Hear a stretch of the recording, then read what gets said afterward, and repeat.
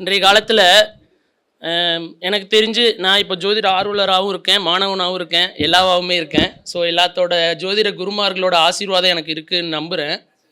இப்போ ரீசெண்டாக நான் வந்து பாரம்பரியம் கற்றுக்கிட்டு அது மூலிமா சில ஆராய்ச்சிகள் சில விஷயங்கள் நான் கற்றுக்கிட்டு எனக்கு தெரிஞ்ச விஷயத்த கடவுள் எனக்கு இந்த பாக்கியத்தை கொடுத்துருக்கனால ஜோதிட ரீதியாக சில வழிகாட்டிக்கிட்டு இருக்கேன்.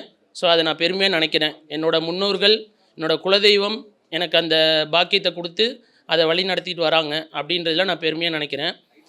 இப்போ ரீசெண்டாக நான் கற்றுக்கிட்டு இருக்க விஷயம், ஆய்வு பண்ணிகிட்டு இருக்க விஷயம் அப்படின்னு பார்த்தீங்கன்னா, இந்த திதி கரணம் யோகம் அப்படின்ற விஷயத்தில் நான் கொஞ்சம் கடந்து வந்துக்கிட்டு இருக்கேன். ஸோ நான் பாரம்பரியத்தில் மற்ற விஷயங்களில் கற்றுக்கிட்டதுக்கும் இப்போ இதில் கடந்து போகிறதுக்கும் கொஞ்சம் நிறையா வித்தியாசம் இருக்குது. அதாவது என்னென்னா, ஈஸியாக நிறைய விஷயத்தை நம்ம வந்து கற்றுக்கலாம், ஈஸியாக நிறைய விஷயத்தை நம்ம மக்களை வந்து வழி நடத்தலாம் அப்படின்ற ஒரு விஷயம் எனக்கு புரிஞ்சிருக்கு. நேற்று நம்மளோட பார்த்திபன் சார்கிட்ட பேசியிருந்தேன். அவர்கிட்ட பேசினப்ப அவர் நிறையா விஷயங்கள் கற்றுருக்காரு, நிறையா மெத்தடில் பார்த்துருக்காரு.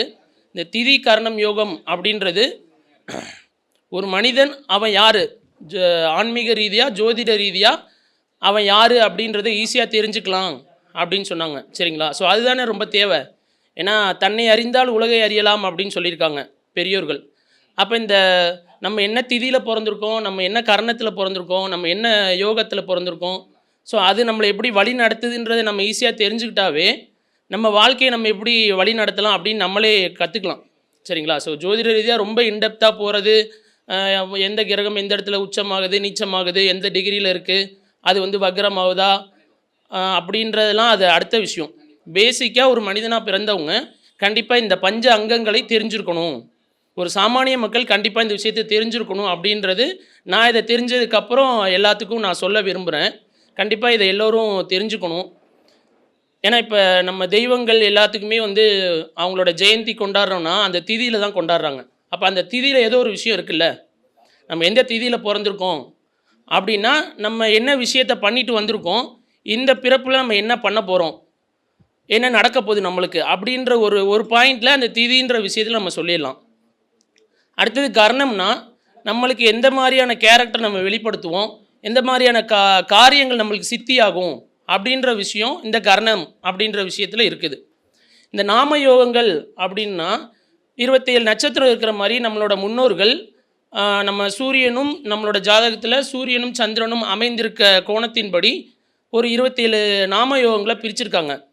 இந்த ஒட்டுமொத்த டோட்டல் இந்த ஜாதகத்தையே இந்த நாமயோகத்தில் வெளிப்படுத்திடுறாங்க. ஒரு மனிதன் இந்த நாமயோகத்தில் பிறந்தால் அவனுக்கு இந்த கிரகம் தான் யோகியாக இருக்கும், இந்த கிரகம் தான் அவயோகியாக இருக்கும், இந்த கிரகம் தான் யோகியாக இருக்கும், இந்த கிரகம் தான் அவயோகியாக இருக்கும் அப்படின்ட்டு. அப்போ இந்த நம்மளுக்கு எந்த கிரகம் யோகத்தை செய்யும் எந்த கிரகம் அவயோகத்தை செய்யுன்ற ரெண்டு விஷயத்தை நம்ம தெரிஞ்சுக்கிட்டாவே ஈஸியாக இந்த நம்மளோட மனித பிறப்பை எல்லா விஷயத்துலையும் கடந்து வந்துடலாம் அப்படின்றது ஊர்ஜிதமான உண்மை. அது நிறையா விஷயங்கள் இருக்கலாம். நம்மளோட குருமார்கள் வந்து நிறையா மெத்தட் கண்டுபிடிக்கிறாங்க, நிறையா இன்டெப்த்தாக போயிட்டு அதோட ஆழத்தை வந்து பார்த்துட்டு வந்திருக்காங்க, அதெல்லாம் ஓகே. பட் பேசிக்காக இந்த நாம யோகங்களை பேஸ் பண்ணி ரெண்டே பாயிண்டில் நம்ம சொல்லிடலாம். எங்கே சுற்றினாலும் கண்டிப்பாக இந்த கிரகம் உனக்கு யோகத்தை தான் செய்யும். இப்போ வந்து விஸ்கம்பம் நாம யோகம் இருக்குது, சனி பகவான் வந்து அதுக்கு யோகியாக வராரு அப்படின்னா விஸ்கம்பம் நாமயோகத்தில் பிறந்தவங்களுக்கு சனி பகவான் அவங்க பிறப்புலேருந்து இறப்பு வரைக்கும் கண்டிப்பாக கெட்டது பண்ணவே மாட்டார். எந்த சனி பயிற்சி ஆனாலும் அஷ்டம சனி வந்தாலும் எந்த சனியால் அவங்களுக்கு எந்த பிரச்சனைன்னு இருந்தாலும் கண்டிப்பாக அவர் கெட்டதை பண்ணவே மாட்டார். சரிங்களா? ஏதோ ஒரு விதத்தில் அவங்களுக்கு ஒரு யோகத்தை கொடுத்துவார். அப்போ அந்த சனியோட நட்சத்திரமான மற்ற அணுஜென்ம திரிஜென்ம நட்சத்திரத்தில் உள்ளவங்கள்ட்ட நம்ம மனித உறவுகளை பழக்கமாக வச்சுக்கிட்டோம்னா கண்டிப்பாக அவங்களாலேயும் நம்மளுக்கு நல்லது தான் நடக்கும். சரிங்களா? ஸோ கடவுள் வந்து டைரெக்டாக நம்மளுக்கு கெட்டதோ நல்லதோ பண்ண மாட்டார். யார் மூலயமா நம்மளுக்கு நல்லதையும் கெட்டதையும் பண்ணுவார்? நம்ம கூட யார் உறவுகளாக இருக்காங்க, நம்மளுக்கு நண்பர்கள் யார், நம்மளோட மனைவி யாராக அமைய போகிறாங்க, நம்மளுக்கு பிறக்க போகிற குழந்தை யாராக இருக்க போகிறாங்க அப்படின்றத பொறுத்து தான் நம்ம கர்மாவை கடந்து வரணும். அப்போ இந்த யோக நட்சத்திரத்தில் நம்மளோட மனைவியோ நம்மளோட குழந்தைகளோ நம்மளோட நண்பர்களோ நம்ம தொழில் பார்ட்னராக இருக்கும். ஸோ இவங்களாம் நம்மளோட யோக நட்சத்திரத்தில் அமைஞ்சிட்டா நம்ம லைஃப் எப்படி இருக்கும்? யோகமாக தானே இருக்கும் கண்டிப்பாக. ஸோ அப்போ இந்த விஷயத்தை தெரிஞ்சுக்கிட்டா ஸோ நான் எல்லாத்துலேயும் போயிட்டு எல்லாத்துலேயும் நட்சத்திரம் எந்த நட்சத்திரம் அப்படி கேட்க முடியாது. பட் பர்சனலாக நான் இப்போ பொண்ணு பார்க்குறேன், ஒரு கல்யாணத்துக்கு பார்த்துக்கிட்டு இருக்கேன்.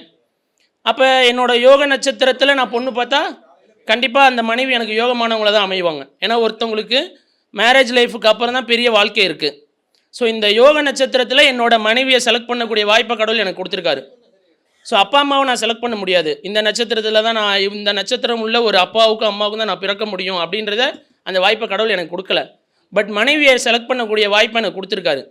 ஸோ அப்போ இந்த யோக நட்சத்திரத்துலையும் நம்மளோட கர்ணாதிபதி நட்சத்திரத்துலையும் நம்மளோட யோக நட்சத்திரத்தில் நம்ம மனைவியை செலக்ட் பண்ணலாம். அந்த வாய்ப்பை நம்ம கரெக்டாக பயன்படுத்திக்கிறதுக்கு இந்த திதி கர்ணம் யோகன்ற அமைப்பை நம்ம பயன்படுத்திக்கலாம். சரிங்களா?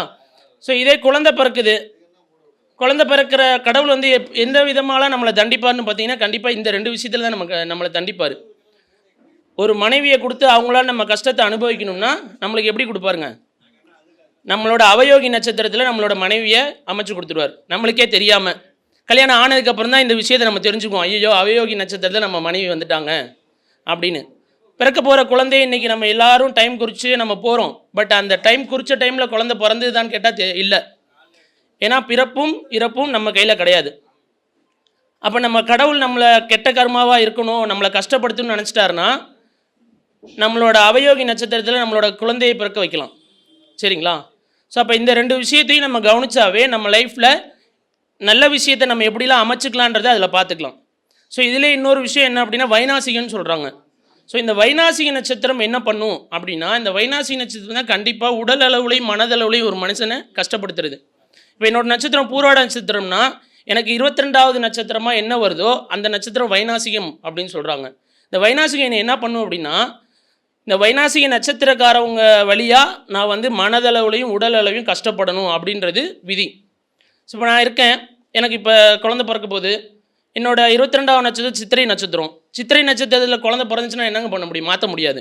அந்த குழந்தையால் நான் மனதளவுலையும் உடல் அளவுலையும் என்னோடய பணத்தையும் செலவு பண்ணி நான் கர்மாவை கழிக்கணுன்றது அமைப்பு. சரிங்களா? ஸோ சரி, ஓகே. பட் இந்த வைநாசிக நட்சத்திரத்தை நம்ம தெரிஞ்சுக்கிட்டா, ஸோ அவங்க மூலியமாக நான் எந்தெந்த விஷயத்தை பண்ணலாம், அவங்கள முன்னிறுத்தி நம்ம எதெல்லாம் பண்ணலாம் பண்ணக்கூடாதுன்றதை நான் தெரிஞ்சுக்கலாம். இப்போ என்னோட நண்பன் 22வது நட்சத்திரத்தில் இருக்காங்கன்னா எனக்கு வைநாசிகன்னு தெரிஞ்சிருச்சுன்னா அவங்க கூட சேர்ந்து நான் பிஸ்னஸ் பண்ண மாட்டேன். பிஸ்னஸ் பண்ணால் அவனை வச்சு பண்ணால் கண்டிப்பாக எனக்கு அது சக்ஸஸாக வராது. அப்போ நம்ம டோட்டல் லைஃபுக்கே நம்மளுக்கு ஒரு கீ டு சக்ஸஸாக இருக்கக்கூடியது இந்த திதி கர்ணம் யோகம் அப்படின்றத நான் புரிஞ்சுக்கிட்டேன். உண்மையிலுமே இது வந்து எனக்கு சக்ஸஸ்ஃபுல்லாக இருக்குது. நான் இப்போ இதை கற்றுக்கிட்டதுக்கப்புறம், இதை தெரிஞ்சதுக்கப்புறம் எனக்கு என்னோடய வர கிளைண்ட்டு, என் ஃபேமிலியில் உள்ளவங்க எல்லாத்துக்குமே அவங்க பெரிய பிரச்சனையில் இருந்தாலும் எந்த விஷயமும் பண்ண வேணாம். உன்னோட கர்ணநாதன் என்ன, கர்ணநாதனை போய் வழிபடு. அந்த கர்ணநாதன்ட்ட நீ பிறந்திருக்க, சில கஷ்டங்களை அனுபவிக்கிற, கடவுளாக வந்து உனக்கு கஷ்டத்தை கொடுக்கல, போன பிறப்பில் ஏதோ ஒரு விஷயத்தை பண்ணிட்டு வந்து இதனோட தொடர்பு தான் நம்ம இப்போ பண்ணுறோம். அப்போ கர்ணநாதன்ட்ட போய் ஃபஸ்ட்டு மனதார மண்டிட்டு மன்னிப்பு கேளு. நம்ம மன்னிப்பு கேட்ட எந்த இடத்துலையும் நம்மளுக்கு கண்டிப்பாக மன்னிப்பு கொடுத்துருவாங்கள்ல. இப்போ நான் ஒரு தவறு பண்ணுறேன், ஸோ என்னோடய குரு இருக்கார், அண்ணே தெரியாமல் பண்ணிட்டேன்னு மன்னிச்சுக்கோன்னு கேட்டால் அவர் எவ்வளோ பெரிய கோவக்காராக இருந்தால் என்ன பண்ணுவாருங்க? மன்னிச்சுடுவார். அப்போ நம்மளோட தெய்வங்கள்கிட்ட போயிட்டு எனக்கு வந்து 10 கோடி பணம் கொடு, எனக்கு வந்து நல்ல ஒரு ஹைஃபையான கார் கொடு, என்னை மட்டும் பத்திரமா பார்த்துக்கிற மாதிரி எனக்கு அப்பா அம்மாவை கொடு, மனைவியை கொடுன்னு கேட்டால் எந்த தெய்வமும் கொடுக்காதுங்க. நம்ம போன பிறப்பில் எந்தெந்த இடத்துலலாம் விட்டுக்கிட்டு வந்திருக்கோமோ, தப்பு செஞ்சுட்டு ஓடிட்டு வந்திருக்கோமோ, அதுக்குண்டான தண்டனையை, பிரச்சனைகளை இந்த பிறப்பில் கண்டிப்பாக நம்ம அனுபவிச்சே ஆகணும். அது கண்டிப்பாக உண்மை தான். அது யார் இல்லைன்னு சொன்னாலும் மறுக்கிறதுக்கு வேலை இல்லை. அது கண்டிப்பாக உண்மை தான்.